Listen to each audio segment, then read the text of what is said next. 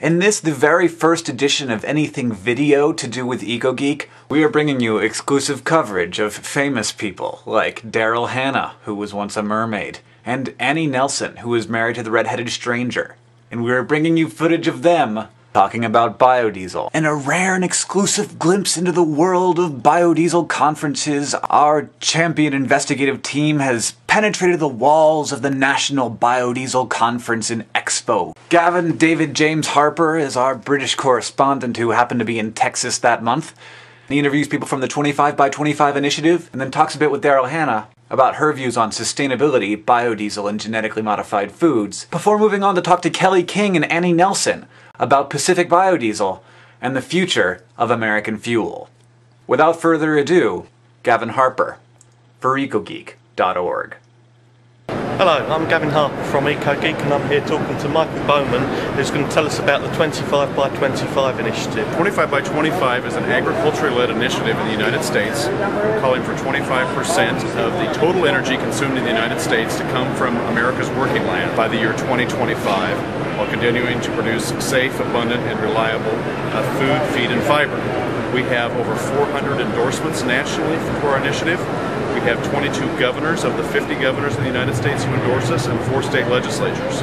We also have concurrent resolutions in the House and the Senate in Washington, D.C., calling for 25 by 25 to be the renewable energy strategy of the United States. And what sort of innovative technologies do you believe will be delivering this change, Michael, by the year 2025? We probably don't know what we don't know. We're seeing some very exciting technology coming from biodiesel from algae, transitioning from monoculture to polyculture as we watch grasses and perennial grasses not only begin to provide an enhanced wildlife habitat, but also then provide significant resources to transform themselves into cellulosic ethanol.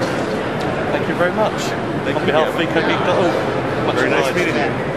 I'm Gavin Harper from EcoGeek, and I'm here today talking to Daryl Hannah about the future of biodiesel. It's very early days for the biodiesel industry. What do you think is the future trajectory, and what do you think that we need to watch out for at this stage? Well, we're at a serious crossroads right now. It has, in the last 4 years, grown so crazily fast. This convention itself used to just be a tiny little convention with a few hundred farmers sitting in a hotel, and now it's in a huge convention center, and there are thousands of people jumping into the game. People are spending money, and that obviously gets things moving in a very treacherous direction. So to make it hold up to the promise that it has for being actually a renewable and sustainable fuel, you really have to watch how it develops. Very easily, it could kill the planet. Very easily, it could, be more damaging to the planet by monocropping, by GMOs, by shipping and slashing and burning, all those things, and it could very well destroy all of those dreams that biodiesel presents, and that really all of us who've been really leading the charge have been championing for. And what do you think about genetically modified organisms in biodiesel? I'm really not a fan of genetically modified organisms in general, in food and biodiesel or anything. Not necessarily genetically engineered to have pesticides in them so that you can spray less pesticides, and so that you can spray more pesticides and they still won't die. I mean, it's crazy thinking. It's just not right. Do you think biodiesel should be done on a small scale or on a big scale? Do you think that it should be community owned or corporate owned? What do you think is going to deliver us into a sustainable future? The most sustainable model really is to do it on a global scale. Everything is sustainable to be done on a global scale, and that includes food production, that includes fuel production. That's really what sustainability comes down to in many cases. So Hannah, thank you very much for EcoGeek.org. Thank you, EcoGeek. One of the great things about biodiesel for business is that we can actually write a contract for fuel.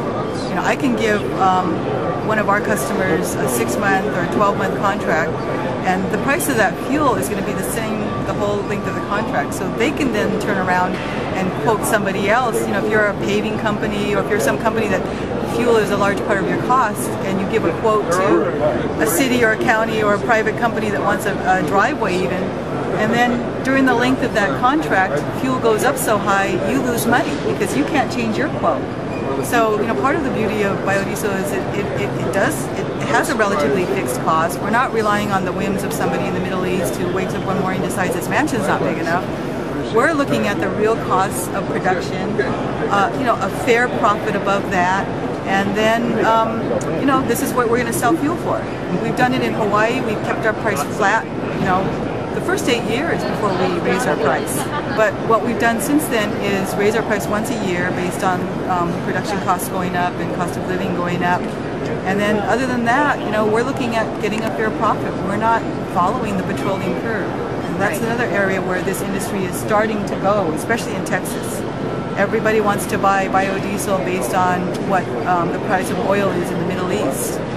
And that's not right. No. That's not why we do it. I mean, we don't want to help some obscenely wealthy oil producer here, or oil distributor here, to, continue to make obscene profits at the expense of the common good, just to expand his mansion either. And that is the point, actually, of keeping a community and creating a situation where monopolies can't exist. Thank you very much on behalf of EcoGeek.org. Fascinating stuff. Thank you, Gavin, and thank you to all of our guests. My favorite part, I think honestly, was the very end of Daryl's interview where she laughed at our name. I don't want to, stretch too far here, but I'm pretty sure Daryl Hannah thinks we're cute. I'm Hank Green of EcoGeek.org. Technology for the environment.